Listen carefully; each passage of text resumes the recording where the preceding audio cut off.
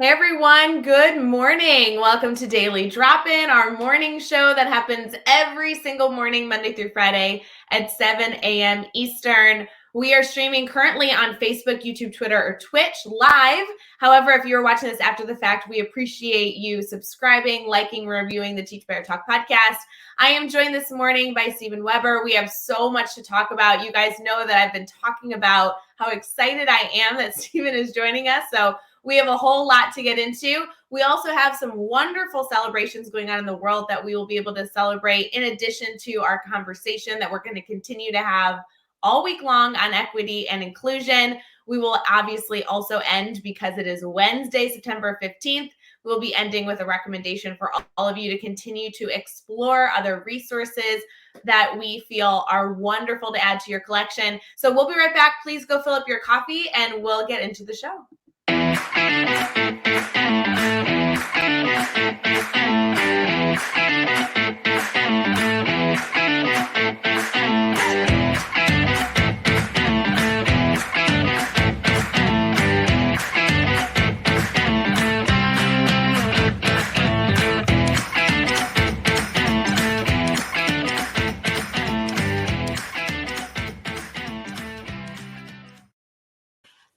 Good morning. Good morning, Stephen. It's so good to see you. How has your morning been so far? Good morning. Everything's going great. I'm thrilled that you've been able to join us. I was telling our audience over the last few days how eager I was to have you on the show because I have been a consumer of your content. I have been a fan of yours for a long time. It's like really, truly meaningful to me to meet you in person. Thank you so much. I feel the same way about you. So for those of people who may be tuning in, maybe for the first time connecting with the Teach Better team, or maybe they interact with the team in multiple ways, but don't necessarily pop over to our blog as often as they could, would you mind kind of sharing who you are, what you do in education, and anything else that you're willing to provide us with a little bit of an introduction? Yes, as you mentioned earlier, I'm Stephen Weber and I work with Fayetteville Public Schools. I'm the Associate Superintendent for Teaching and Learning. We have 16 schools and over 10,000 students. We're located in Northwest Arkansas and Fayetteville, Arkansas. Prior to this, I've worked in 2 state departments of education in North Carolina and Arkansas as a social studies coordinator. I've also been an assistant principal, classroom teacher. I was a 5th and 6th grade social studies teacher, and I've had several jobs in education. I started out as an edu-blogger in 2008, just kind of started my own blog using Weebly, and didn't have a lot of people hitting that site. It was hard to find. And then ASCD Edge came out with their own blogging platform, similar to what I'm doing now with Teach Better. And in about 2016, their blogging platform went away. And there for a few years, I just didn't really have anywhere to post blogs. And when I found Teach Better, I didn't know if my blogs would really fit because I thought, well, I'm an assistant superintendent. I write on leadership and instructional strategies and curriculum design, but sometimes I don't necessarily write directly to teachers. And so I thought Teach Better is more for teachers. I don't want to jump in on this side and take away from the great work that teachers are doing as bloggers. And I found that there was an opportunity for my type of writing on Teach Better. And so over the past 12 months, I've been posting on Teach Better, and it just gives me a lot of pride when a superintendent or a principal or a teacher says, we used your blog in our back to school faculty meeting, or we used your blog for a after school meeting, and it really helped us move from where we were to where we were trying to go as a district. So that's the big thing I get out of being a blogger for Teach Better, is knowing that it's helping people, even people I've never met in other school districts. Yeah. And Stephen, I want to emphasize a very important point you made of the audience in which you write to. I think it's such a wonderful opportunity that we have to be able to provide you with a platform to share your expertise, your reflection, your suggestions. Yes, of course, the Teach Better team does support teachers, but we also support all educators in the entire school ecosystem. And we were eager. I remember vividly the first time you published on our site, we were eager to find leadership and incredible education leaders to say, hey, we want to write to the audience as well. And so you were one of our first key bloggers that we've had over the last few years that has said, yes, I'm going to really support on leadership and strategic thinking outside of the classroom. And you've been able to provide not only so much insight, but also inspire other authors that now are able to write to other audiences as well. So it is so, so neat to have you here. And I know a lot of people are appreciating the content that you're pushing out. We have a little bit of a tradition here that we start with a morning cheers. So for any of you listening, good morning. We're thrilled that you're here. We hope that you're all enjoying your morning coffee. Stephen, I don't even know, how did you get connected to the team? Like, I'm very aware that you've been able to provide so much insight, but did you just stumble across the website? Do you remember how you got connected? Dr. Neil Gupta is a good friend of mine, and he's a blogger, and he's one of the consultants with Teach Better. And he informed me, hey, there's this site over here, and I know you like to write. You might want to consider checking out this site. So he connected me. Oh, what an awesome connection. We love Dr. Neil Gupta. He's actually been on the Daily Drop-In before a few weeks ago and numerous times in the past. So he is a wonderful voice. And as you mentioned, a part of the Teach Better Team Speakers Network. So for any of you listening, if you want to go check out all the work that Neil's doing, one of the many locations you can go is teachbetter.com/speakers network. Go figure. What a good guy to have in common, truly. Yes, when people talk about being a connected educator, that's kind of a concept to some people that's just hard to understand. But once you become a connected educator, it's people like Neil who have influenced me. And so Neil and I are connected on Voxer. And when I have a question about education, I can reach out to him. We're also connected in another group that has multiple educators. And then we have a third group that has Dr. Sine Bell in Texas and Neil and myself. So we're in 3 Voxer groups, and at any point during the day, if I have a question about education, I can reach out to educators in other states. And I feel like Teach Better does the same thing for me. It helps me connect with new educators who I have never met in person at a conference, but I'm able to share ideas and resources. But Neil is a great part of my professional learning network. And I love that you're using a platform like Voxer to be able to connect. For those of you who may not be using Voxer, it's something that I know the team uses very often for our subgroups that exist in our family. But what a great opportunity that you have to not only kind of like text back and forth and messaging, but truly share your voice. It's such a different environment when you're able to discuss through audio conversations. And I think it's incredible that you've not only chosen to connect one-on-one, but connect with groups of educators, whether they be small or large, to have those conversations. It's kind of like what we do for our brainstorm bank in some capacity, where we open up the conversation to say, does anyone need anything? Share your questions. Let's brainstorm together. Yeah. I'm sure it's very similar to what you're doing in Voxer. Yes. And you can definitely get pushback. People can say, hey, you don't need to do that. If you're about to speak at a board presentation or you're about to lead a principal meeting, someone can say, here's a strategy I used, or here's an activity I used with principals at our back to school retreat. And so you're able to really connect. And quite often when you hit a home run with that activity, you know you're standing on the shoulders of your friends and your coworkers. I have a little bit of a silly question for you this morning. I know we're starting with some introductions, then we'll transition to our good news and celebrations for the day. But can you give me the inside scoop? Like, I understand that you are doing so much for education. I get to consume a lot of the information that you share out publicly, like in blogs, like we've discussed. But what does like your day-to-day life look like? What's your schedule today? What is your role actually look like day in, day out? I'm sure it's different. It must be different every day. Is that true? It's true. It is different every day, and it's much different during the pandemic. But I'm sure. Today, I'm excited to meet with our Director of Testing and Research and Accountability. We have a monthly standing meeting, and we're going to be reflecting on last week when we visited 6 of our schools. To visit the schools, we did learning walks, and we're going to reflect on what we observed and what we learned from our principals at our 6 schools. Following that meeting, I'm meeting with our 2 executive directors for elementary and secondary education, and that's a weekly meeting. So I'm looking forward to learning from them and what they have planned for the next couple of weeks. And I also today have a groundbreaking ceremony this afternoon, so that's very exciting. We have a brand new middle school that will open in our school district, and our board members and our mayor and some other dignitaries will be there to have the groundbreaking ceremony. So that's exciting news when you're shoveling dirt on a brand new school and you know the impact that a brand new middle school will have on our youth.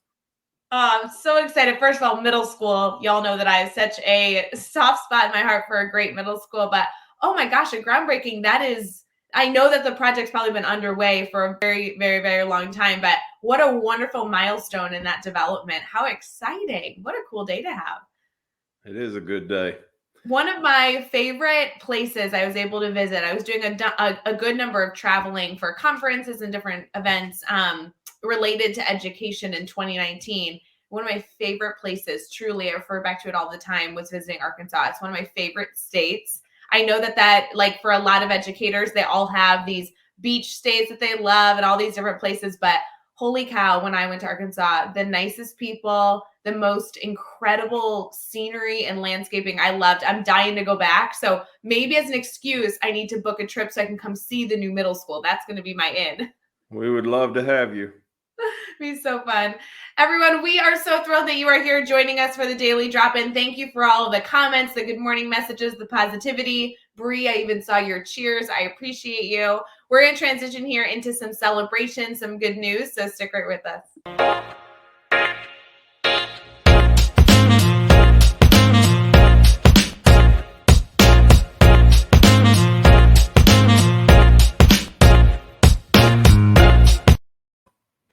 All right, you guys know how this works. We like to share good news and good news stories with you every single morning. Whether we do it very, very early on in the show or just to conclude, we love to be able to give you some tidbits to not only hopefully bring some positivity to your life, but to also provide you with some tidbits that you can build relationships and share with others. Stephen, I don't know about you, but I love an opportunity to celebrate anything. Like any opportunity to celebrate, I think is a good thing. So you okay getting into some celebrations this morning? I love celebrations. We have to celebrate, especially during the pandemic. We have to find the small wins in school and in life. Absolutely. Well, there are a lot to celebrate, a lot of things to celebrate today. One is that it's World Lymphoma Awareness Day. So that is a wonderful opportunity for us to spread awareness and also discuss some really interesting topic with our students if we want to bring that celebration in today. It's also interesting, National Online Learning Day. I didn't even know that that was a day to celebrate. I feel like we've been living National Online Learning Day for the last 2 years. So I'm waiting for this holiday to end, but comical that September 15th, National Online Learning Day, has an opportunity too. The last day that I want to celebrate is one that was brought by our guest yesterday on Daily Drop-In, which was Jed Derryberry. And he wanted us to make sure that we celebrated. It is International Dot Day. And so, Stephen, I don't know if you've read the children's book, The Dot, but today is an opportunity to make your mark. And so there are so many different things we can do to celebrate that. I'd love to hear in the comments if you are planning to celebrate that. But a little tidbit here, it says International Dot Day is every September 15th. And today we start with a story about the dot. So if you haven't read The Dot about making your mark, please go take on that children's book. It's a wonderful book. It's all about getting started, even when you're nervous. We were able to talk about it a lot on Daily Drop-In yesterday. So I encourage you all to go check that out. So lots of celebrations there, Stephen. That's an exciting day. I didn't know it was Dot Day. I celebrated that in a few schools I worked in, but I didn't know that was today. I went to an Allen November conference at one point in my career, and we got to meet the author who wrote The Dot in Boston. And that was a great experience. And then afterward, all the educators got their books signed. See, it sounds like you need to weave that in somehow to all the meetings, all the important celebrations you have today. Like find a way to weave in this children's book concept as an opportunity for you to bring International Dot Day to fruition. I love this. Some other things that I want to make sure we acknowledge is that for those of you celebrating Yom Kippur, tonight is Erev Yom Kippur. So Shana Tova to those of you celebrating the Jewish New Year. The Jewish New Year is Rosh Hashanah, but it continues and will conclude with the big Yom Kippur kickoff, which will begin tonight and conclude tomorrow evening. So plenty to celebrate. Stephen, the other thing we love to incorporate is a good news story. And I'm not sure about you, but I love sunflowers. This story has to do with sunflowers. Have you seen a good sunflower anytime recently? I have not. Sounds like we need to get some sunflowers out in your community. I think we could plant some sunflowers to add some sunshine. What do you think? Yes. This article that we'll be able to share with you this morning says that a huge field of sunflowers, over 100,000 sunflowers, were planted reading the word hope. So it goes through stunning drone pictures showing a huge field filled with over 100,000 sunflowers planted in a landscape to read the word hope. The breathtaking field on Andros Farm in Scotland spans 1.5 acres, and it's the size of over 4 football pitches, which I assume is soccer for them over in Scotland. There's a really wonderful article kind of describing why they did this movement, how it's going to impact their community. But I thought it really lends itself to some great pictures and would allow any of you who are interested in bringing this story to your students or to your communities to kind of bring in the discussion of planting flowers, planting anything, and how that process kind of comes together. Because even the pictures right now, it was just recently planted. So there's no sunflowers yet, but I'm sure that they will be coming. Stephen, as we think through different ways to bring in good news stories, a lot of our focus is that it can spark conversation for us to build relationships, whether it be with our students, our staff, our leadership, anything in between. Do you have any suggestions on how you kind of like foster those relationships? You must go into different school buildings all the time. It must be hard to keep track of all those relationships you're trying to form. One thing we really try to focus on in Fayetteville Public Schools is teacher leaders. Now, that doesn't mean we avoid counselors or other staff members, but when we think of teacher leaders, we want to tap into their expertise. Whether they've been teaching for 4 years or 50 years, we want to tap into the expertise. And before they leave our district, we want to kind of gather and curate their resources and their best practices that they've developed. When we think of best practices, sometimes we think of Marzano or we think of Wiggins and McTighe. But I also think of the best practices that exist in each school district. So we really invest in our teacher leaders, and we do that through curriculum review, but we also do that through focus groups. And we do that through, as you mentioned, visiting classrooms. And when we're in a classroom and maybe there are no students in the classroom, but there are 4 teachers meeting for a grade level team meeting, we can just ask questions like, how's it going this week? Or what are your biggest success stories? Or what's going on great in 4th grade this month? And by listening and by leading with questions, we find out some of our best strategies and our best answers. So I really enjoy our teacher leaders. And we don't think that you have 5 teacher leaders in a building. Our goal is to multiply teacher leaders, kind of like those sunflowers. So eventually we have teacher leaders in every grade level, because the principals certainly can't do it on their own. I couldn't agree more. It's really about building the culture. The culture isn't built by having one person at the top demanding the culture that should exist, Yes. but truly empowering those around you. And I love your focus on leading with questioning. I think that's truly a skill, Stephen, to be able to continue to foster that type of mindset and bring questions to facilitate that line of thinking, that line of empowerment. Certainly is. It's not a skill I had in my first 20 years in education. It's a skill I've developed over the last few years. And I've read a lot of books on leading with questions. And you'll notice a theme with my blogs is usually a lot of questions. There's usually 4 or 5 questions. I think this week there was a blog that had 12 different topics with 12 questions. But I hope that by giving people questions, they can discover the teacher leaders and the expertise that exists in their own community and school district. Well, and questioning does so much for us, right? This is a topic that we easily could say, oh, yeah, we know questioning is good. Let's just keep doing it.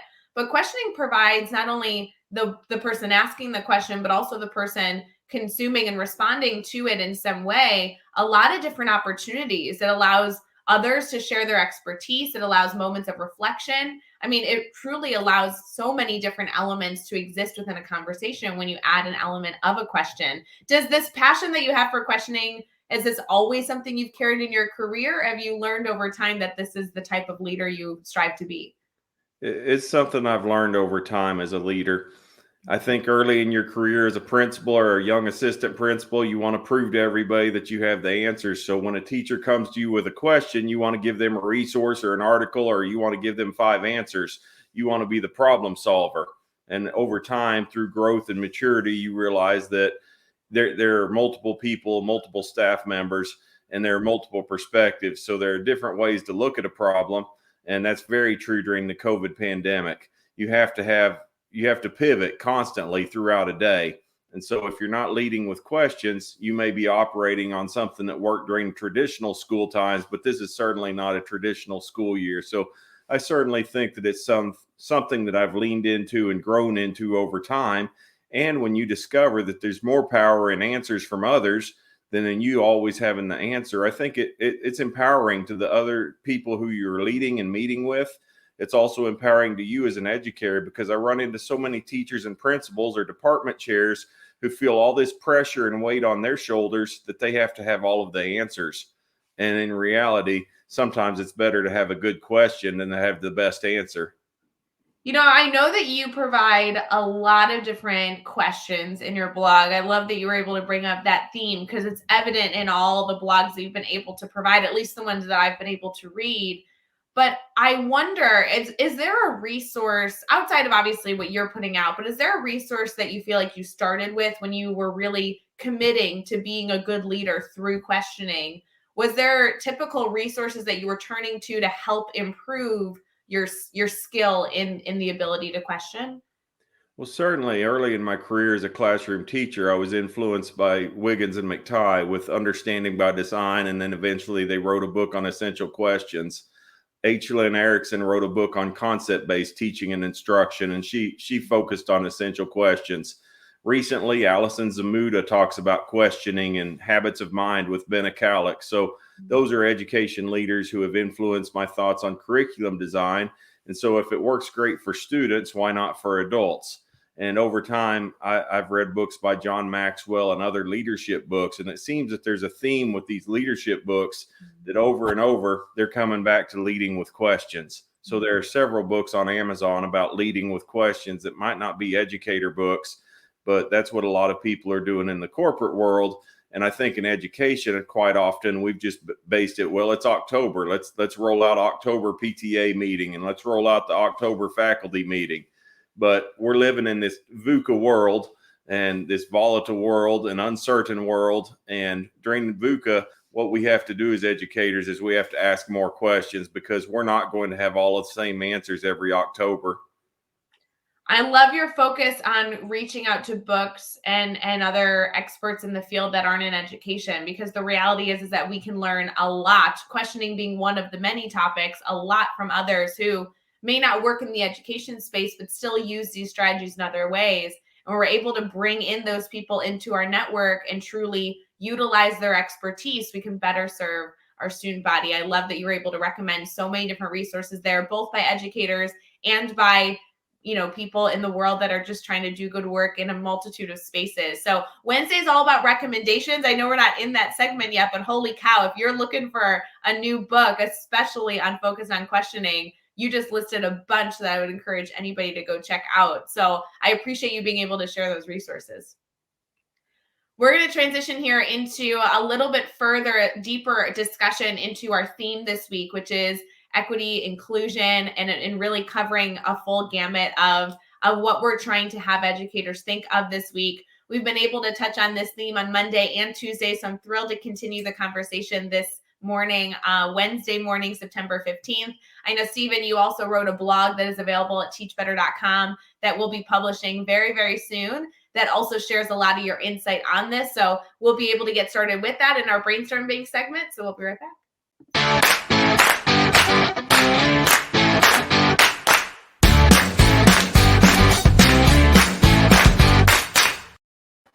All right, you friends know how this works. We have a brainstorming segment every single day, Monday through Friday on Daily Drop-In. It's our intentional moment to stop all conversation and say, hey, do you need anything? And this can be questions that you are thinking through in the classroom. I saw some questions posted in our private Facebook group over at teachbettergroup.com of people thinking through different ideas they were looking for a brainstorming partner for. We are going to continue our dialogue this week with our weekly theme. But of course, if you need anything, this is the time to muster up the courage to type that question in the comments or submit it later on today at teachbetter.com/dailydropin to be able to share your voice so that we can talk through concepts that you need support on. Stephen, I know that you recently wrote a blog for us. I just saw a little bit of the work being done on it this morning that's going to be publishing on the concept of equity and inclusion. Can you tell us a little bit about how you went about that and what we can expect from that text? There's a lot going on in the field of K-12 education this year regarding these topics. School boards across the United States have had public comment from parents either for or against equity and inclusion. And that's just really been hard for me to understand. It's been hard for me to understand because I think most educators, when we entered the field of education, we just saw all public schools are open to all students. It would be equivalent to saying there's a public swimming pool, but now it's only open to certain kids or certain neighbors. Once it's closed off, it becomes a private pool. Same way with a public library or anything that's public. Once it's closed off to some groups of people or some students, then it becomes a private institution. So being a public school educator and having worked at the Arkansas Department of Education and the North Carolina Department of Public Instruction as a social studies coordinator, I was able to work with groups like Facing History and Ourselves, Colonial Williamsburg, and other social studies organizations that really shaped my early parts of my career and how I viewed education. But I've always viewed my role in public schools as helping all students, regardless of race, gender. And, currently, I believe many places in the United States will be getting refugees from Afghanistan and other parts of the world. So even when someone comes in from another part of the world, we're open to students. And so we don't see one student or one demographic being excluded from schools. So I think there's a lot of misconceptions in the community and in the world right now about what equity means. People are starting to define it in their own ways. And I think that's dangerous when people start saying, well, a public school shouldn't talk about equity or a public school shouldn't be about inclusion. And I get it. There are different theories out there and different approaches that people have. And some people have misunderstandings about those as well. But what I think a school is about is all students and all families in a community. And if you're helping all students grow, then you're doing your job. I think the democracy that we have in the United States is based on the foundation of public schools. I don't think very many of us would be where we are today without public schools. So I certainly think that private schools and homeschool and charter schools have their role in our country. But as a public school advocate, I just really believed in equity and inclusion. And I believe that when we're talking to students, especially in social studies classes, if we start to erase some of this history, we're going to actually go backwards rather than forwards as a country. Absolutely. And with your background in social studies and obviously your passion just for helping all people, all types of students, I assume that this was something that really hit home as it became a hot topic that not only was something that people were discussing, but really putting action towards trying to achieve. What was that experience like for you? It is a hot topic. It's a hot topic with most general assemblies across all 50 states. It's a hot topic with school boards. And it's very challenging because quite often people are going to Facebook and they're going to social media now and they're putting their thoughts out there about what the public school should be or what the public school should not teach. And I would much rather that people just come to the table and meet with teachers and principals and people like myself and share their concerns in person. But we've got this culture where people hide behind social media and they push their thoughts out there. And that's hurtful to teachers and principals to read online that the parents in their class don't like what they're teaching. I think as adults, we should just have an adult conversation, but that's one way that education has changed. When I was a classroom teacher, you had to have a phone call or a parent teacher conference because that was the only way to communicate. And now people communicate with social media, and sometimes it can be very anger or hurtful towards the educators who are trying to teach the students. But I think that we have a really good public school system in our country. Do we have flaws? Certainly. But equity and inclusion is something that public schools are about. And it's something that we need to teach students because we're growing up in a world that is ever changing and students need to have multiple perspectives. So I think one thing that I've noticed as a former social studies consultant in 2 states is that a lot of the fire is coming from, well, that's not the way I learned U.S. history. Well, the way we learned U.S. history was traditionally one perspective. It was the author of the single textbook, And a lot of social studies teachers now are using primary sources from the Library of Congress and free resources from public and national libraries. And they're helping students to come up with their own conclusions. And they're teaching students to think critically, which they're going to have to do in today's multimedia society. And through those multiple perspectives, students are able to analyze history rather than have one author tell them this is how it really happened. And looking back on it, some of the things that we learned were factual, and some of the things we learned were very biased. So people say, let's return to the good old days with apple pie and George Washington. And some of those authors were very biased, and we just didn't know it as 8-year-old kids. But I certainly think U.S. history and world history are great places to teach these things. And I also think that our classroom teachers are doing a great job of making all students feel included. Even when we have students come in from another country who don't speak English in the middle of the school year, I feel like our classroom teachers across the United States are really embracing all students, because when you're a public school, you're for every child. There are so many different directions we can take this, Stephen. I would love to focus on the avenue of communication. I know that was something that you touched on, this avenue of parents being able to kind of communicate through so many different outlets, and the value that exists to be able to pick up a phone and chat with somebody is so valuable. We'll actually be talking about communication again on Daily Drop-In. It was a theme a few weeks ago. We'll be revisiting that theme here in about a week to be able to focus on how you're continuing to up your game for communication. But if you don't mind, I'd love to have you share your perspective on, yes, first of all, your celebration of teachers doing very well right now. And while we have areas to improve, celebrating the work that's currently being done. You don't hear that very often. I love that you were able to touch on that. But as a leader, how are you able to either support others or foster the discussions yourself in having these conversations? I think that's been a theme that's been brought up this week, of a lot of educators feeling very passionately that this should be something that is brought into schools and discussed so that we can all be learners. But sometimes it feels difficult to approach these topics. It can be difficult, especially if you're a building principal. I think it's hard to lead those conversations because you're the supervisor. And so to ask people to be vulnerable, it's almost easier to get a neutral facilitator. That could be your director of professional learning or someone in your central office.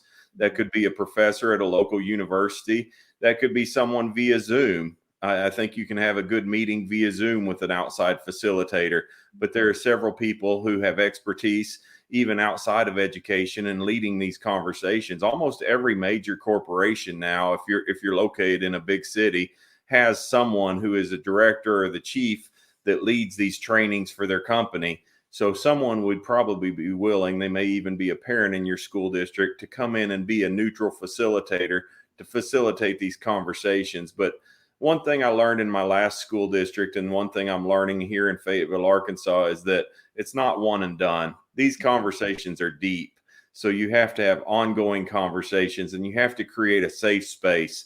And so that being said, how do you create a plan for continuous conversation? This is not back to school and then we're done talking about it. These are deep conversations, and you have to talk about instructional materials. You have to talk about how do teachers feel, how were teachers taught, because quite often we teach the way we were taught. If we had 5 great teachers who are our favorite, we're going to model the way they taught because they were our favorite teacher or they were our favorite professor at the university level.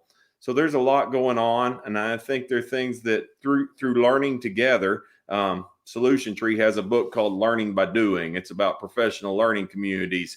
But if you're focused on these topics, I think it's learning by doing. You teach, you reflect, you have a group conversation or a grade level team conversation, and then the next time you teach that unit, you may teach it differently. But you're constantly trying to improve as a human being and as a professional educator. And so that's what I like, is just the focus on continuous improvement for me as a leader and as a learner. Absolutely.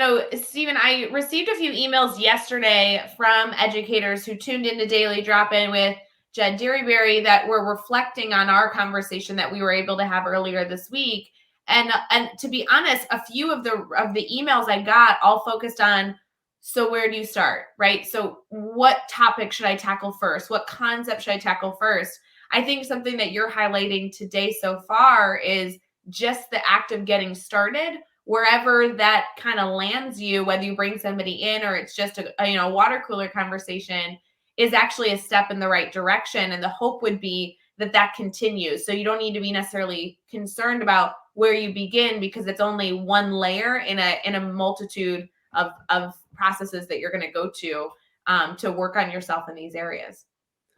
One of the best places I did early in my career as a social studies educator, I've mentioned it earlier on the Daily Drop In, is Facing History and Ourselves. And that's still an organization that provides professional development. I've worked with them in Arkansas and in North Carolina, the two states where I've worked.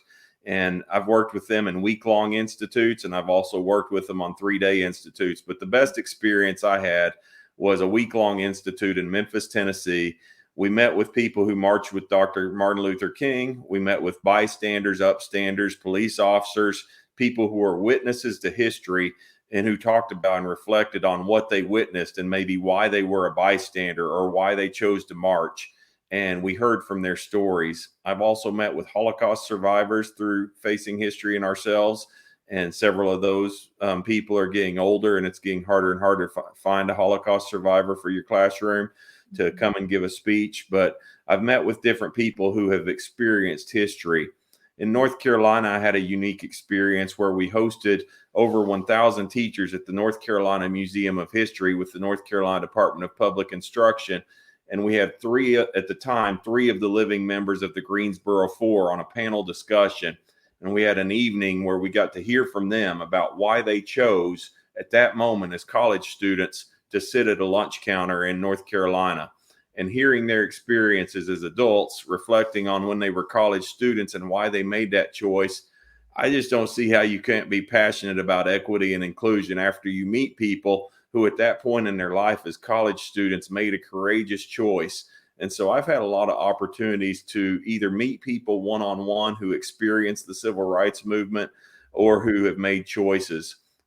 This past summer, my daughter and I went through the southern part of the United States. We had a flight canceled and we were driving back home, and we went to the bridge where Dr. King and John Lewis marched. And that was the first time I'd ever been there. I taught about it as a social studies teacher, but to go there with my college-age daughter and to walk across the bridge with her and to talk about the civil rights movement, that was a very moving time and a great father-daughter moment that we'll never forget.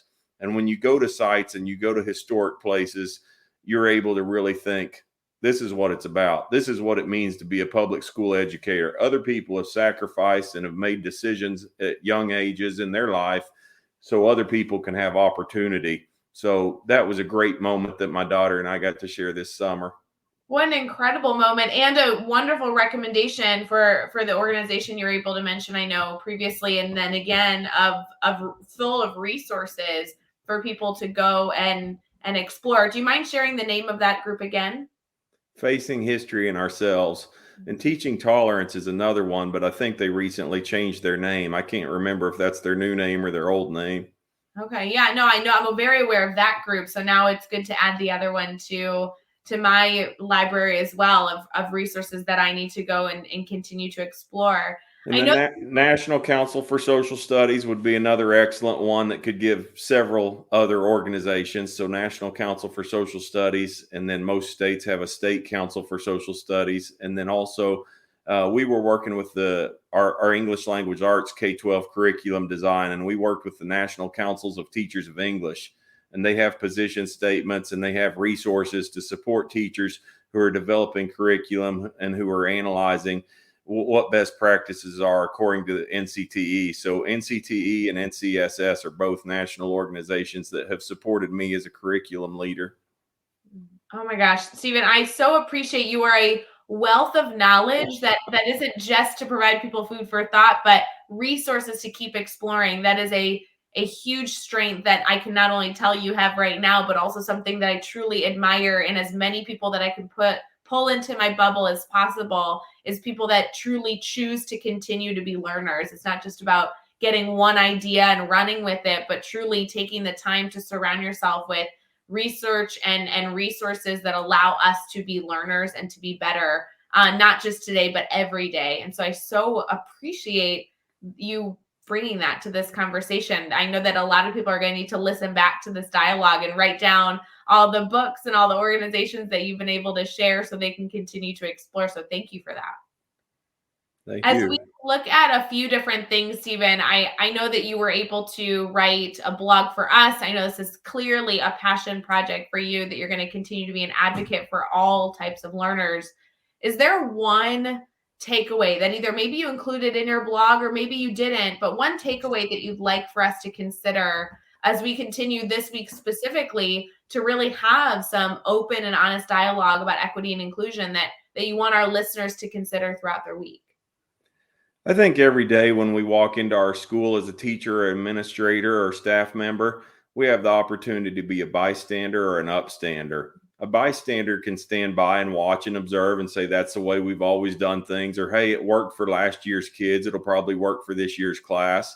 A bystander can watch and observe things that might have inequities and say, hey, I'm okay with that. A bystander just allows it to happen. They don't speak up. They don't ask questions. They don't challenge the status quo. They don't try to change board policy. An upstander is someone who walks into the school each day with a different lens. And the lens of an upstander is, how can I support all students? Who do I need to be in this classroom today for all of my learners? Are all of my learners having the same access to student clubs?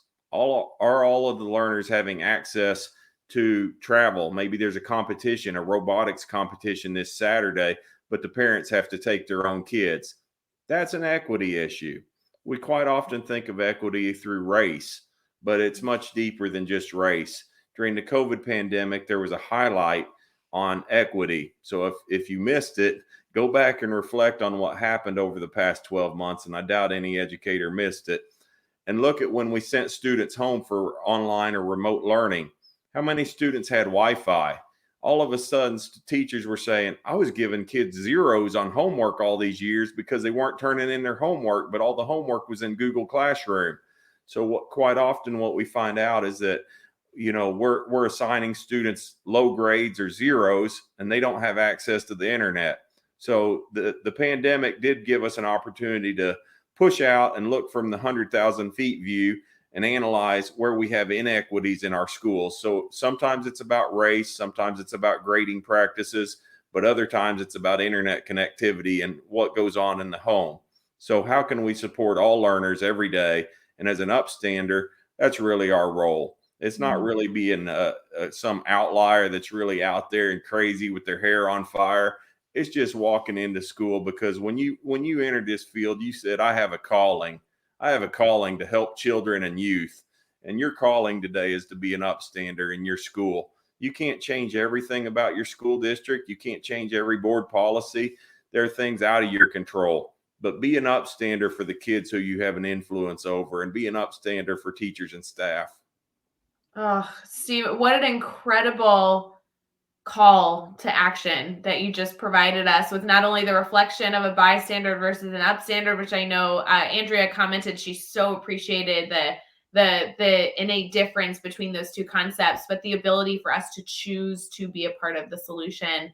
So incredibly important. We are going to be right back with some recommendations we love as we conclude our Wednesday morning conversation. But holy cow, do we recommend a lot of stuff. So keep your phone open as we wrap up our daily drop-in conversation.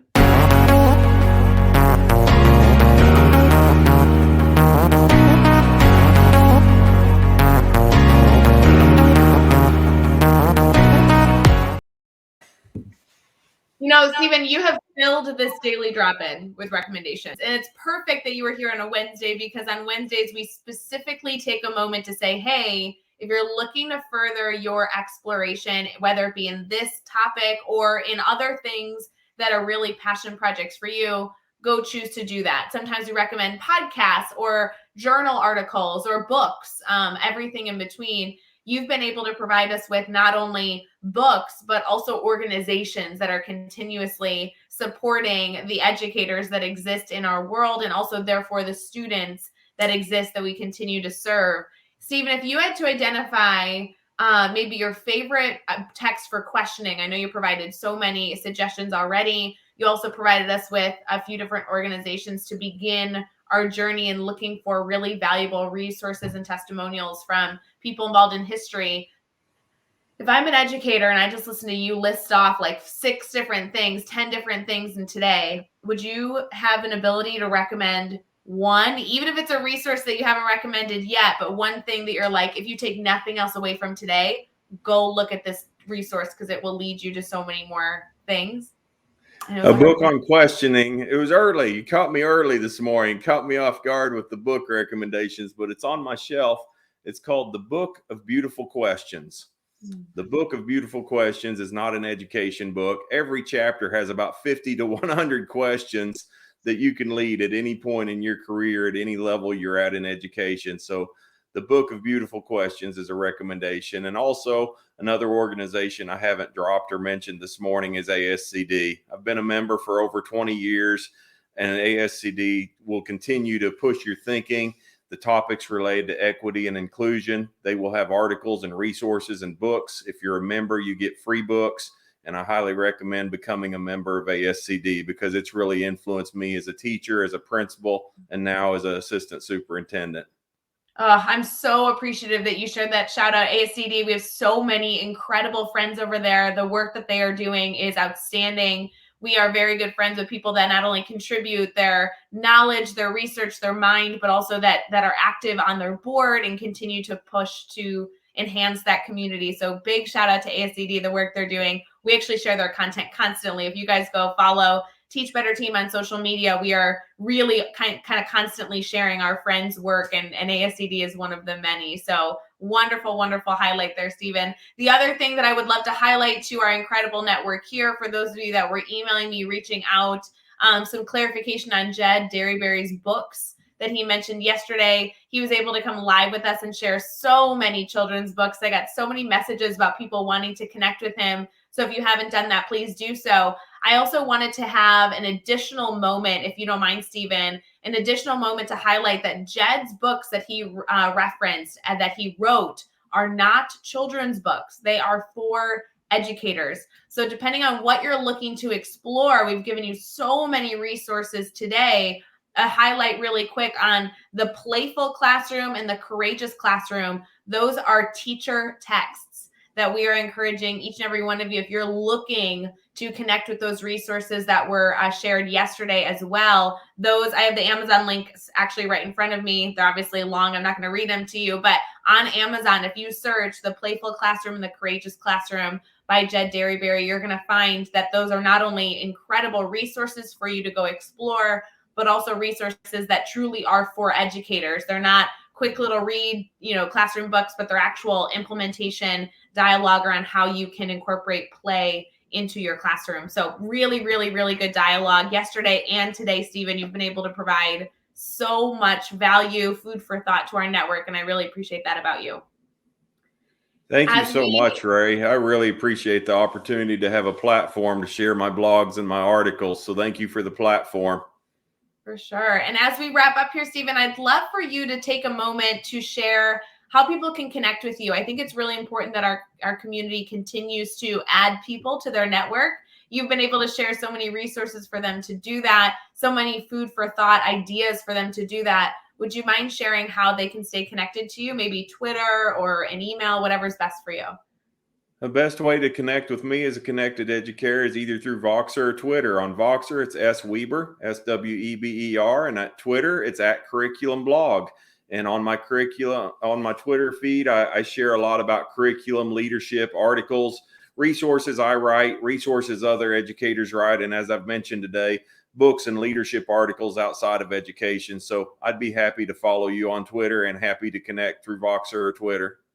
And remember, friends, it's not just about you choosing to connect with a new person and add them into your PLN, but also choose to connect others in your community. Stephen has brought up not only so many resources for us to explore, but his focus continues to be on enhancing all educators' ability to be strong leaders, strong question asking, representatives in our community. And if you have a friend who you think would really benefit from connecting with Stephen, make sure that you connect them as well. That's an incredible responsibility that we have to not only connect ourselves with good people, but choose to connect others with good people. So, Stephen, I'm so excited for our community to continue to engage with you. Thank you so much for joining Daily Drop-In this morning. Thank you. It's been my pleasure. So good. For all of you that are here with us live, or even if you're listening to this after the fact on Teach Better Talk podcast, thank you for being here. We hope you enjoy your final sips of your coffee this morning. It is Wednesday, September 15th, and we know that you're going to have an incredible day in front of you. Please let us know if you need anything. We are always here for you, and we will see you back tomorrow morning at 7 a.m. Eastern, live for Daily Drop-In on Facebook, YouTube, Twitter, and Twitch. So have a wonderful day, guys. Thanks for all that you do. See you later.